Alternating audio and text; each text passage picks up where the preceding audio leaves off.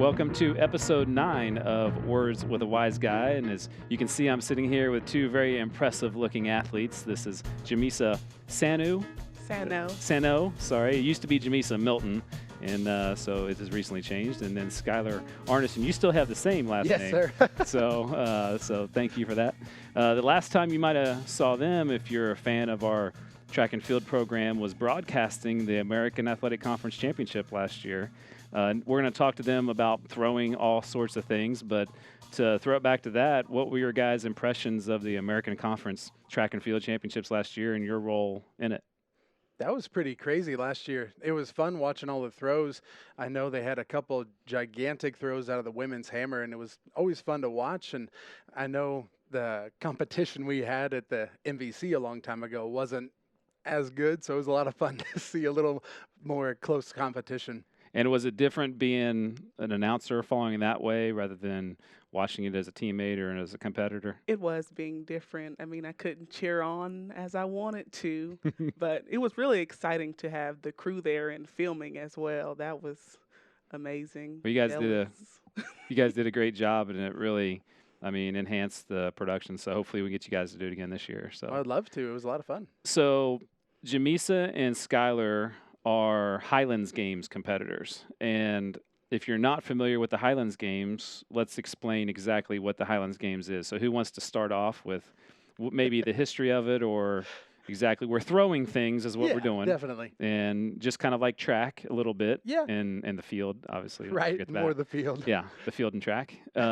So what is the Highland Games for people that don't know? And then we'll talk a little bit about each one of you, but what is the Highland Games? Well, basically, it is the training system that the Scottish had invented so they could still be working out when the British were controlling Scotland and England back when William Wallace was doing all his stuff. It actually predates the modern Olympics. What's the movie William Wallace and Braveheart? Braveheart, yes. Exactly. Braveheart. Yeah, they're throwing the big stone at him. Yeah, it's exactly the same kind of stuff. Did they have like a hammer kind of thing with what was that called? That was a mace. I think he was spinning around, smashing the guy in the face with it. Yes. Can't do that in our games. Yeah, basically that's how it started, and the longer it went on, they were just trying to pay homage to the people before them, and so they wanted to keep it and make it more of a competitive event, and so they just kept implementing different events, and now we have 9 that would compete here and 8 that they compete over in Scotland. So the United States has a different competition than in Scotland? Yeah, they just add the sheaf toss, which is a 20-pound burlap sack that you stick on the end of a pitchfork and you throw it as high as possible. Okay. And does the men and women throw the same weights, the same No. What's the difference in women? In the women, it's 10 pounds? Mm-hmm. Okay. Sheaf. And are all events like that? Do the women throw a lighter than the men? Yeah, Yes. the Just men's like in our sport. Yeah, the men's lightweight or the stone or the hammer or whatever they're heavy, and then they have a step down for their light event also. Okay. So before we get in more into that, I want to let people know about who you are a little bit. Skylar, how long have you been throwing in the Highland Games? In the Highland Games, that would have been 2013, so this is my 6th year competing. 6th year, and both of these athletes were Wichita State track and field throwers. Mm-hmm. And did you start throwing immediately when you graduated from Wichita State, or were you throwing before while you were on the team, or when did you get started in the Highland Games? I actually got started when I was at Hutchinson Community College. When I was over there, I met one of my friends over there. She competed forever, and so she got me into it. And I always wanted to try it. They had a games up in McPherson that I always heard about, but I never got up there to compete in. And so getting up there to compete and just have a little fun. When I got up here, I used it more as a cross trainer, so I could still throw over the summer and still try to be semi-athletic. So, and then Jamisa just started this year. Yeah, this is your my first year. Yeah, and so how did you decide to get, because you had taken off a year, Yeah, maybe? I've taken off. Skylar actually convinced me to get back into throwing. I denied him for quite some time. Took a lot of convincing. Yeah. Well, obviously you've taken to it pretty Yes. quickly. Yeah. So you got into it, Skylar. You've had a lot of success. Without bragging, I know you're a humble guy, but you won a world championship already. Yep. Explain the level that you're competing at and what's in the future for you in terms of the Highland Games. Well, for here in the States, we have our amateur rankings and our professional rankings. So right now you have your A class, B class, C class. C class guys have never thrown before, haven't done anything. You got your B class guys who have done a couple games, but they're still not to a decent level. Then your A class guys who are decent and they've thrown before, they know what's going on. And then they have a step above the A's, which is your super A's, which is the step right below the professional class. And so that's the class I'm in, and it's basically throw the same distance as the pros, but they're not as consistent doing it, so they can't turn pro yet. And so that's where I'm going to this next April, is trying to turn professional and trying to get paid for having a little fun throwing some stones. And you won a world championship over in Europe. Yes, sir. And where all did you go when you were competing in those? Well, it actually was a World Series, so I got to compete in the World Championships in Wichita, France, which I actually got to throw inside a castle wall. And it was built, how'd they say it? It was built 200 years before Columbus even came over. Wow. It was built in like the 1200s, and said we were living in caves when they were building this castle. So that was the World Championships in June. Then July was Wolf Will, Switzerland, another leg of the World Series, and then we ended it with team championships in Fifor, Norway. So I got 3 competitions across, all paid for, and just had a good trip. And there was a series and like a scoring compilation, or how did they determine who was the champion? Yeah, they compiled all your scores from each games. For the Highland Games, to see who can win, normally it's first place is 1 point, 10th place is 10, low score wins with all combined events.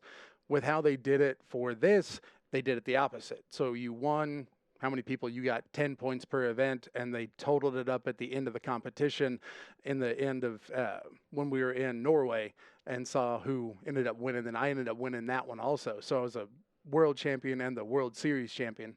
And so they're throwing 8 events, and it's kind of like a decathlon in a way, where you got to win or got to do well on a lot of the events, and the most points at the end of the multi-throws competition wins. Yeah. So I had the gentleman who took second to me in all the competitions. He actually was beating me in like 5 or 6 of the events, but the stones were my best events, so I won those 2, and he took like 6th or 7th in those, so he couldn't fight his way back. Yeah. But yeah, so you got to be pretty consistent to be able to be good at this. And so, Jamisa, you just started and broke a world record. Yes. Now, how many world records do you have? I got 1. You do? Yeah, I got what's an amateur world record. Amateur world record, okay. Yep. And so then what is the world record that you have? I have the women's world record in the lightweight weight. The lightweight weight. Lightweight for distance, yeah. Name all the events. Let's start with these. So you have... Can you name all the events? Yeah. Okay. Yeah. Go back and forth. So you got your 2 stones. You have your Braemar stone, which is a standing throw. How heavy? Mine's 22 pounds, up to like 27, 28. It's supposed to be 22, but it's whatever stone. It's whatever you find. Close. Exactly, yeah. Semi-round and oblong or whatever works. Then you have your open, which is a 16-pound for me, like a... Wait a minute. I'm going to go back. So is there a guy that walks in with a 20... Everyone throw the same stone? Yes. Oh, okay. I thought maybe like you had yours and he had his, and it's like... Yeah, that wouldn't be very fair. Yeah, each place you show up has their implement that everyone has to throw. Okay. Yeah. Okay, so next one. Yeah, so Braemar's a standing throw, can't move. You have your open throw, open stone, which you can glide, spin, shuffle, do whatever. Mine's 16. Hers is like 10, 12-ish. Yeah. Again, okay. Kind of like the shot put in exactly. college. Yeah, that's what those are. And then weights. Then we have the lightweight. Women's lightweight is 14. And that's the world record that you set? Yes, that's the world record that I just set. And then we have the heavyweight, which for the women is 28. Which is our lightweight. Okay. And our heavyweight's 56 pounds. 56 pounds? Yes. It's terrible. And is it, what is it, a handle on it? Yeah, it's that little weight that I have over there is our lightweight. Oh, okay. It's a round handle. You hold on to it, and it's like discus and hammer combined. Okay. So you do 2 spins, and it's a sprint across and a big finish. But, yeah, it's odd, but, yeah, it's weird. We'll have to do some show and tell here in a little bit. Okay. All right, so that's 4 or 5? Yeah, 4. Okay, 4. We got the hammers. hammers. Yeah, so you have the heavy hammer, which is 22 pounds, 16 for her, and then the light hammer, which is 16 pounds for me, which is what I have my record in, Okay. my world record, and hers is 12. 12. Yeah, 12 pounds for theirs. Okay. That's 6. Yep. What are the last 2? Then you have the caber, which is the tall Log looking. log Yeah. on pole. Yeah. And how long is that pole? It varies from any games, but the longest one I've ever gone after is 23 feet long, and it was about 125 pounds. Yeah. Yeah, but the length is the more difficult part because you have to get it going, actually get it flipped. Right. But I've thrown a 160-pound, 18-foot, it was a telephone pole. They cut down and just brought it here. Like, try to throw this. Like, I might be able to throw a pole vault pole that. right. Yeah. And then what's the last event? Sheaf. That'd be sheep. weight over bar. Oh, weight over bar. Yeah. Yeah. Wob. So is that like when they throw the keg over the Exactly. thing? Yeah, but it's in the just strongman one-handed. competition? Yeah. Yeah. Yeah. Yeah. And then the burlap sack. Yep. Yeah. That'll be our Okay. ninth No. And why doesn't Scotland do that one? because it's an Irish event. I see. Yeah, they don't like it. But that one comes back from all the farmers trying to pitch hay Right. into the upper deal. So that's Yeah. how that one started, and they just had a competition out of that. But So who throws in these competitions? Are they track people? Are they like some of these events are like in the World Strongman competitions when I Mhm. used to watch on ESPN? Or who are the people that are generally making up the competitors? You have a lot of people. You have a lot of the women and men that have a background in track and field as well as weightlifting. Mm-hmm. That's the majority of the women, and then you just got the people that were talked into doing it. Yeah. Just like get like a real strong guy from the country that's yeah. done a lot of that kind of stuff. Yeah, there's a couple out in California that I've thrown with that have never thrown anything formally other than the Highland Games, and they're actually really good because that's what they want to train. They're just a bunch of big old strong boys that figured out they want to throw something. So you all through college implements and college track, do you think that you have an advantage that you have a background in throwing Definitely. compared to some of the other people? Yeah, you got to know how to move. Yeah. Because there's a lot of people, they're strong. They're way stronger than I ever can be, but they're really uncoordinated. So Yeah. they try to even holding a shot put against your neck compared to a stone or what these guys can do. They're like trying to hold it here or behind. They just don't know what to do. Yeah. So even just the basics of like middle school track will put you ahead of most of these people out there. Are there more men than women? How is there a lot of women competing in it, or is it Right now, how many people are at a competition when you usually have a competition? It just depends on Depends the on where you go. competition. Yeah. The last competition I went to, there were 70 total, Okay. men and women. That's a lot. Which Yeah. that's a lot for around That's more here. than track meets Yeah. have a lot of times. Yeah. And so my next question would be, what if you did Highland Games? Well, you did it earlier in your career. Would it have helped you become a better track and field thrower, or does it not relate as much when you go back and forth? You know what I'm saying? It does. I mean, that's why I was trying to get her to do it in college. Yeah. But yeah, I would use it because, I mean, the hammer especially is all special strength Mm-hmm. because it's a standing hammer throw. You have a 22-pound hammer you're spinning around your head. You can't move. Mm-hmm. And so it's all core. It's everything you have to be able to move that thing. So, yeah, the weights, the hammers. Now, the caber is definitely not something you're going to do for track and field. Right. But I think we should make that a new event at the KT Woodman. I Yes. think we should put it right Let's out there in do the middle of it. the field, right down the javelin, right down oh, the that'd middle. be beautiful. That'd be awesome. We'd get a big crowd for that, I think. Oh, you would? So I was at a press conference last week, and Coach Rainbolt was talking about the cross country team and some different things, and I think he was talking about you guys. Do we have that audio, Kurt? Yeah, maybe we can play that and listen to Coach Rainbolt. This is a really cool deal, man. I keep track of how these athletes are doing. I see these upper level results in the Highland Games competitions, and Jamisa is brand new to it. I've been seeing Skylar do it for a couple of years now, and obviously how exciting for that guy to be right at the top of the world as a Highlands game competitor. But Jamisa, brand new to it, I saw a video of her world record throw, and it was super impressive. I know that those two athletes are really, really talented and upper level athletes that have that type of potential. Jamisa Milton is a marvelous, powerful, explosive, dynamic, athletic girl, and I am really happy for her, but wasn't particularly surprised. I watched the thing and I thought, well, there's Jamisa throwing hard, getting after it. I was impressed because it was a one-arm technique, and I thought, man, she's picked that up pretty quickly. A dramatic change in her mechanics.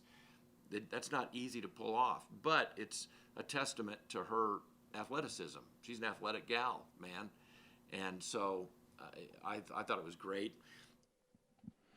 It's kind of cool. I don't know. I didn't know if he was impressed or not. It was tough to figure out if he was. He kind of expected you to break the world record, I guess. Yeah. So, who had the world record? Who had your previous? Do you know who had them before you guys broke them? I know Nathan Burchett actually had mine, which was the brother of the gal who got me into the Highland Games. So it was a pretty good connection there. Yes. And how about yours? Alyssa Harbner, and I actually throw with her. She was at the games when I broke the record. And so, was she upset with the broke record? No. Well, that's all. So, what's next for you two with the schedules coming up or the years coming up? What's the next step in your evolution as you're progressing? Right now, it's off season, so it's just working out, lifting, and just trying to get better. Yeah. And when he was talking about the different levels, what level are you competing at? As well, like he was like C. See, okay, that's explain different. This. With the women, it's such a new group of women actually being really, really good. Most of the time they would have the group and they would just have the women throw and they would just be there. Mm-hmm. But now they got a bunch of track and field people coming over into where they're actually throwing some amazing results. They have like the top 10 list. They have like a top 100 list or whatever, mm-hmm. but the top 10 are the elites. And so she's in that group.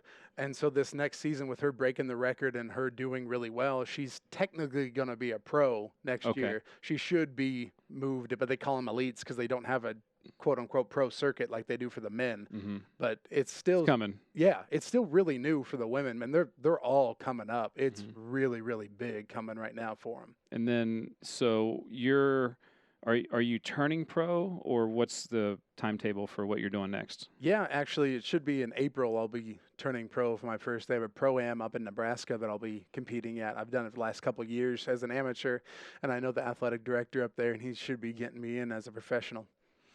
Awesome. So are there little people, like in terms of skinny people throwing? Are there actually? Yeah, it brings out all kinds Definitely. of there's a lightweight class for the women. Oh, okay. And the men.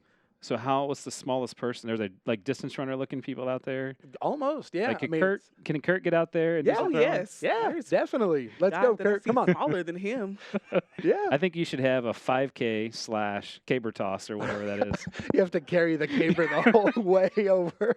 Yeah. Good luck with that, Kurt. Maybe it could be a relay, and they could as a team. Oh, there you go. And then they hand all it throw off. it. Yeah. So. You mentioned some of the places you traveled around the world. Where are some other places that might be is there World Series next summer, or they change every year? Do you go to the same places, the same castles? Like, what's the competition schedule like? This was the first year for the amateurs to be able to have a World Series. So next year it's just being dialed back to one World Championships in Norway for the amateurs. But the following year should be like 5 or 6, I think. He's trying to tell us, Francis Brebner is the chairman of the IHGF, the International Highland Games Federation. He's the one who puts on the World Series, and he comes around here and helps us out too. He was talking to me. Sorry, I was talking to him. We're talking to each other. Exactly, of course. But no, he was saying the next couple of years they're trying to get like 5 or 6 locations for the amateurs to be able to go to, and then hopefully those should be getting the pros back into that. But as of now, it's just more local in the States, and be going up to Alaska. Hopefully I've been contacting ADs up there. It's a beautiful location they have up there. I bet. Yeah, they got a bunch all over, and hopefully I'll be able to travel. I know she will be. Everyone's going to be chomping at the bit to get her. And are you excited to start doing that? Oh, yes. I'm already getting offers going to different places. So are you guys going to make like $1 million next year? Oh, God, no. I don't know about $1 million. Is this professional Are you guys having to do another job, or how do definitely. you balance? I know you're doing another job. I was kind of joking, but like, how do you balance training?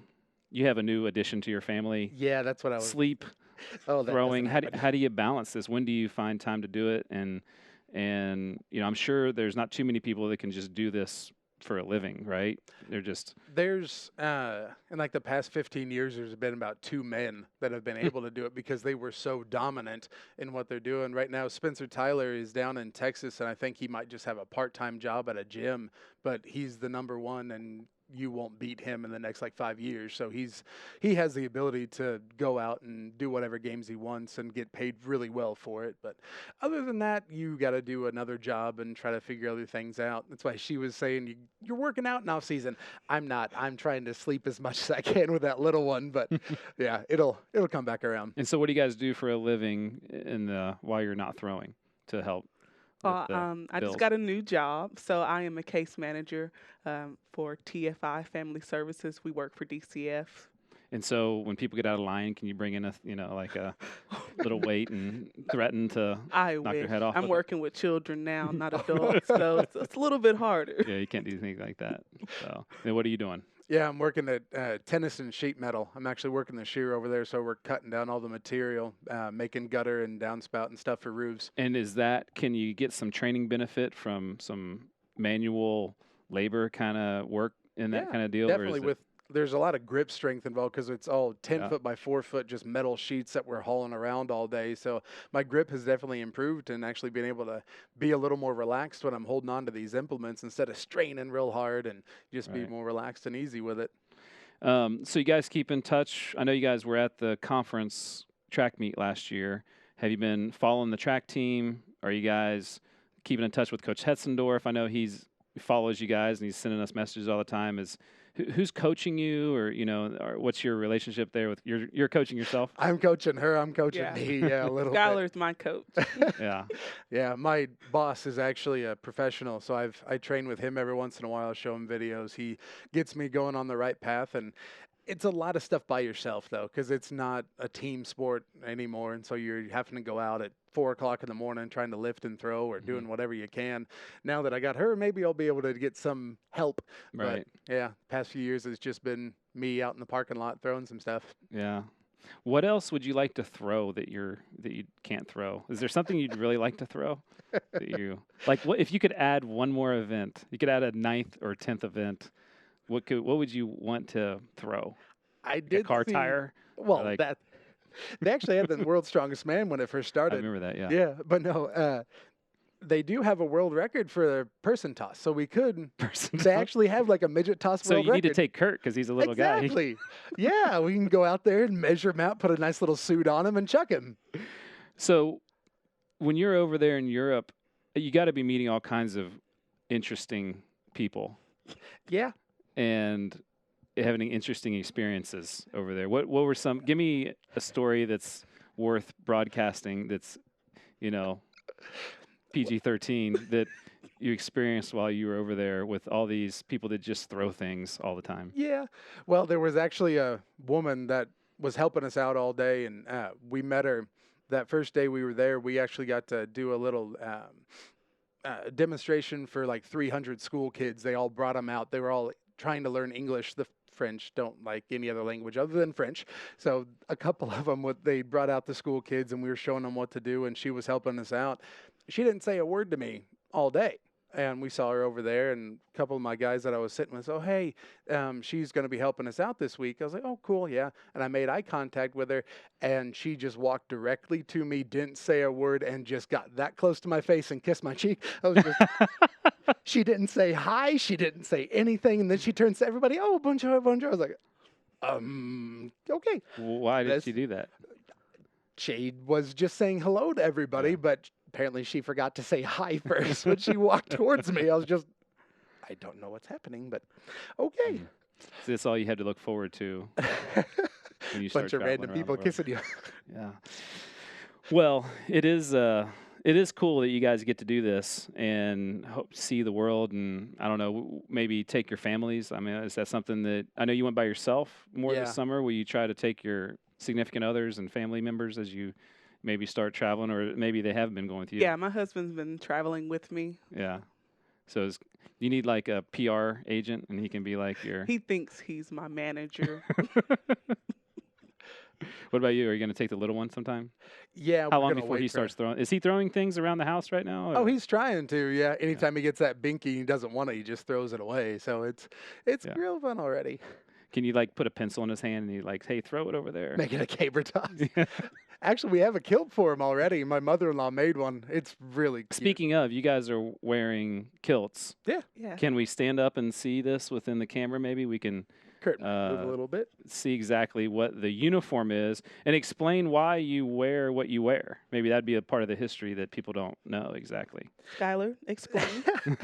Well, I know all these designs, and you see they're called tartans, and so it's your clan. It's like your clan's flag, and so they would always wear it so they would know where they came from. And people who would say, "Oh, you're from here. I hate you because this is your family," or "Hey, you're a friend because I recognize your flag, your tartan, your Yeah. what you need to do."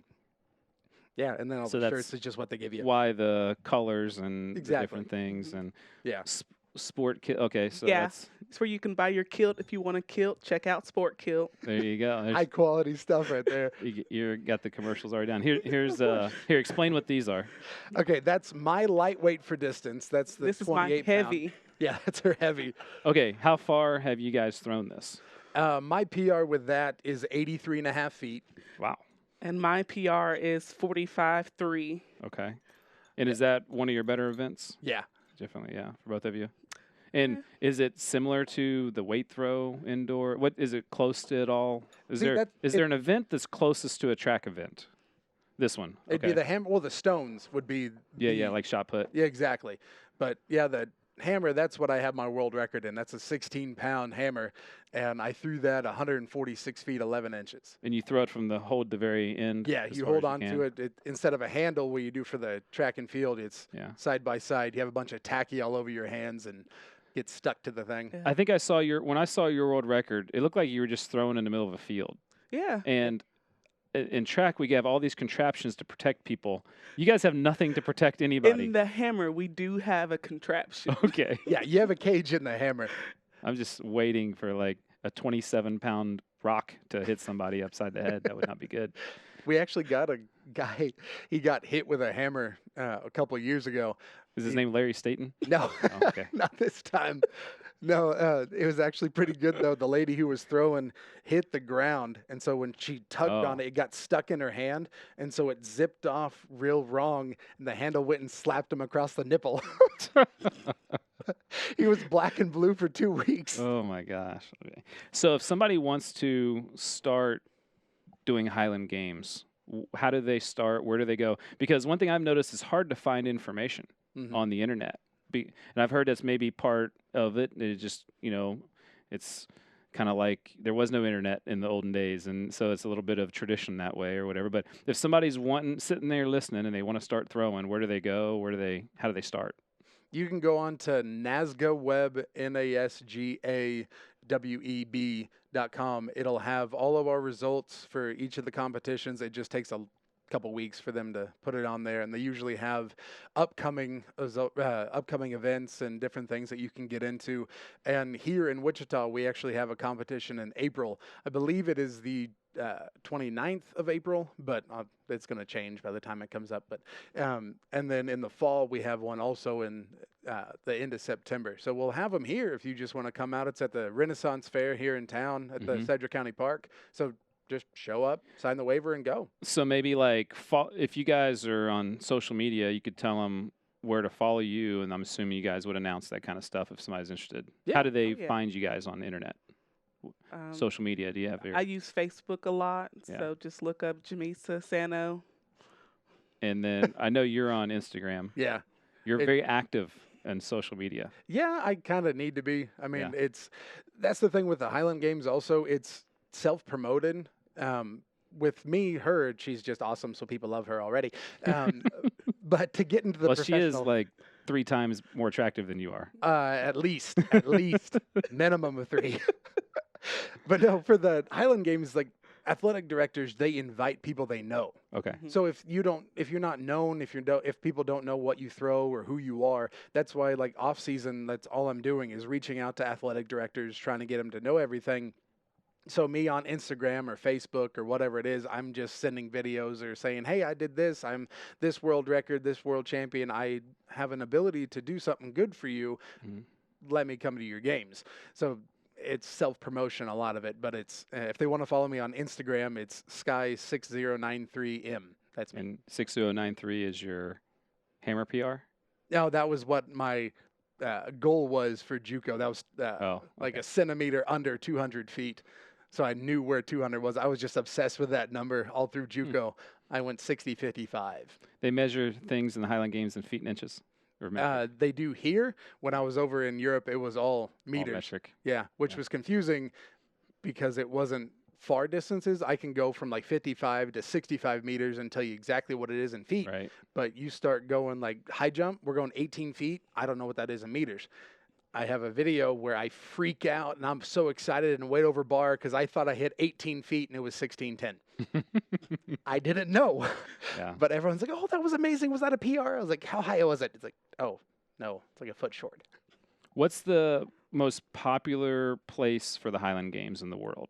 Scotland. Scotland? Yeah, And so definitely. what kind of attendance is there? What kind of crowds do you see at those competitions over there? It varies from place to place, but I had a couple buddies go over there and compete this last summer, and they said they can get anywhere from 1,000 people to 10,000. When we were in France, at Brazier, France, when I was competing in that castle, we actually had 7,000 people watching us. Wow. We had a gigantic crowd. They said there was like 25,000 people for the weekend, for like 7,000 at the most at one time, and they thought I was awesome for whatever reason. Like they liked me, and so I might have thrown terrible, but they went insane. Why so I would ate they it up. like you? Let's evaluate this, Jamisa. Like, what is he doing to make people like? He's got to be acting goofy. He's always acting, Yeah. doing something, whether he's jumping up in the air, doing the splits. Can you do the splits? I do toe touches. Yeah, that's my celebration. Yeah, definitely. Yeah, they caught a good picture of me, like full split, like she was down on the ground, so it was up kilt and everything. I bet you we can find that. Yeah, we can. On your Instagram. It's Yeah. on Facebook right there. Oh my gosh. He's All just right. full of energy. Yeah. Well, you gotta promote yourself. Yeah, you got to have fun. They cheered once for me, so I was like, oh, my turn. So can we make Wichita the capital of the Highlands Games for the United States? Or where is there a city where it's more popular here, or is it just kind of in little pockets? It's pockets, but I mean, they have your big games.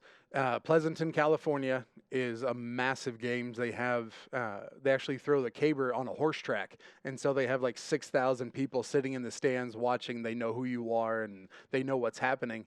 Then they have for the Loon Mountain is another one. They have 10 to 20,000 people out there. Loon Mountain. Yeah, it's out in Pennsylvania. Okay. Yeah, it's literally on the side of the mountain. It's a beautiful area and it's all green and lush, but 15 to 20,000 people are out there watching and everybody will know you.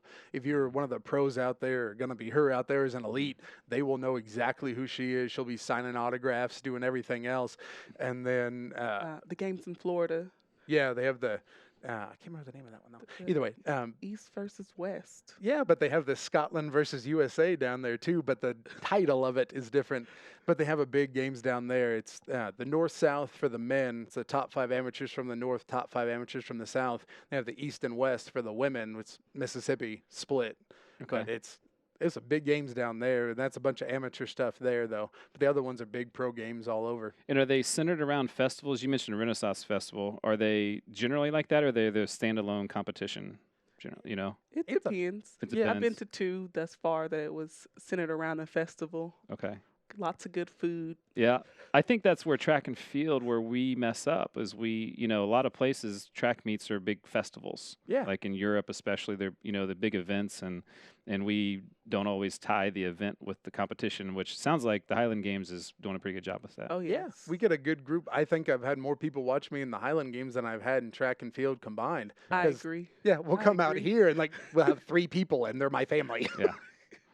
Yeah. So, well, that's exciting. Congratulations for all the success already. World record holders sitting here already, and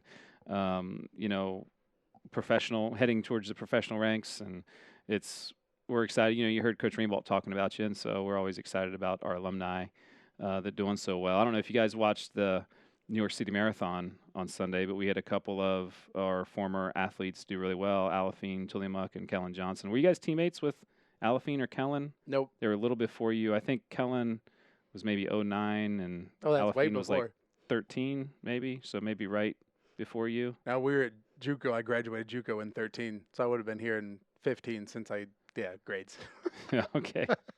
Well, I remember going and seeing Skylar throw Nickerson High School. Yes, sir. Right? Yep. And I went out to Newton?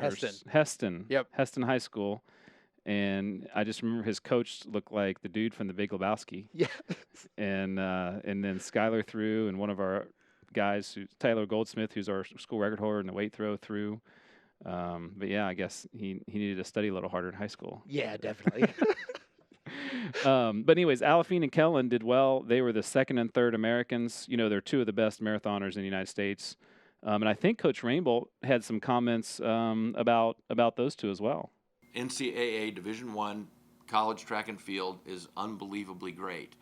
But we're still talking about young athletes within the context of those that decide to continue.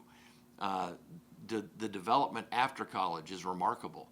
Kellen Johnson was third in the NCAA in the indoor mile run, and she ran a 4:34, if I remember correctly, and only got beat by two girls that have to be in the conversation for two of the finest female distance runners in history. They ran 4:29. It was an unbelievable race, and Kellen's so much better now. It's unbelievable. So anyways, that's pretty awesome. Coach Rainbolt's comments about them, and as maybe you guys can talk about what it's like being done with college track and field, which Alafine and Kellen both were too, what it's like to be on your own, what it takes to be self-motivated. It's different when you're not part of a team. You don't have everything given to you or everybody checking on you. How do you guys maintain your focus as you're, going through this post-collegiate world of throwing? I would say just setting goals. That's how I've been motivating myself thus far since I've started in August, 3 weeks, September, right?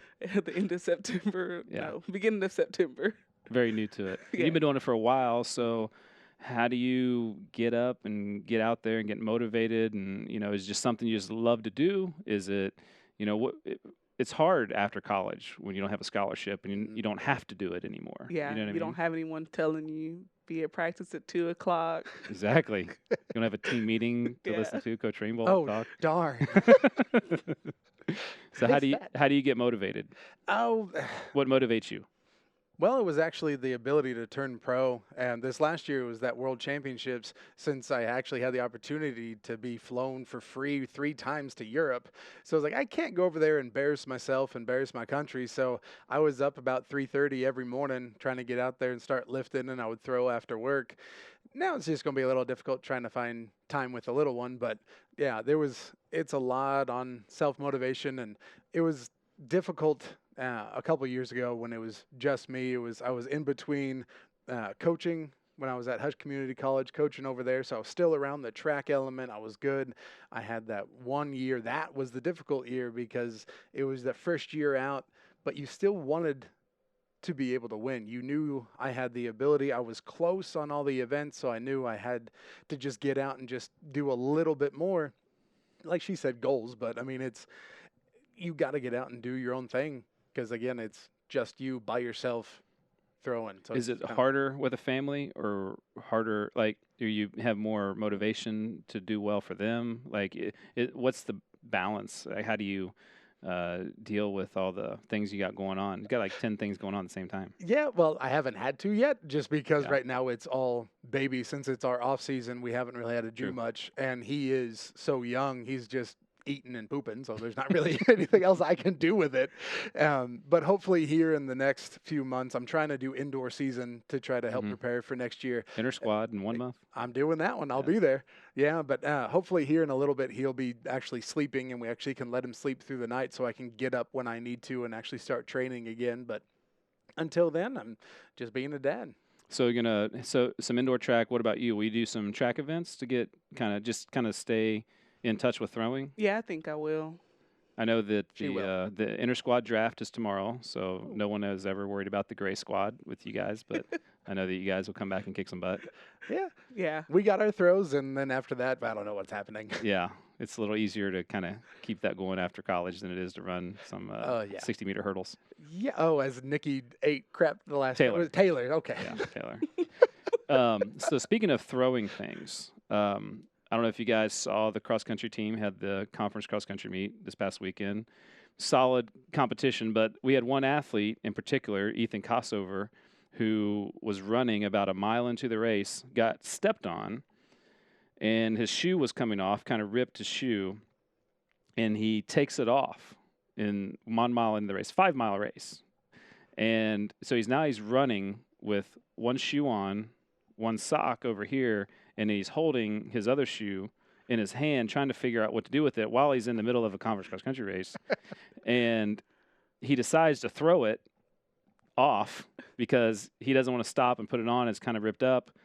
And he runs the last 4 miles like that with one shoe on, and he was our third runner at the AAC cross-country meet. And so shout out Ethan Kossover. That's from impressive. Mays South High School. There you go. So, goodness. Yeah, so I'm not sure how, I'm still thinking of this 5K throwing thing, how we could throw things within it. Maybe like people could throw at the 5K runners. That could be something where yeah. There you go. Kind of like that's going to be a medieval kind of a thing where people are throwing at the runners. Right. Well, I mean, they do have like if a you zombie survive, run, you're the winner. right? They have like that zombie run, so instead of zombies, it's just shot puts. I think this is a Wichita State fundraiser. We got here we starting go. to figure out here. Liking this. We always end with some thoughts about movies, and I was trying to think of, are there movies where they're about throwing things? And I couldn't find much about movies where they throw things, except for maybe like a tantrum or something. But there is a movie called The Room, which is one of the worst movies ever made. It's famous for being one of the worst movies ever made. And if you go to the movie in person, they do showings, like midnight screenings around the country. And there's a part where you see like I think a spoon or a fork on the wall, and you throw spoons or forks at the screen. Oh, gosh. So while you're there, you're throwing. That's the only thing I could find that has to do with throwing. There's really not a lot of track and field movies about throwers. They're always about distance runners or something like that. But you do have Mac Wilkins is in pre.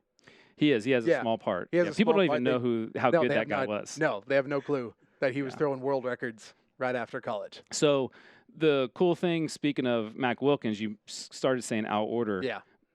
Probably because Al Order has our stadium record in the discus. And for those of you who don't know, Al Order was a 4-time gold medalist in the discus, I believe. Yep.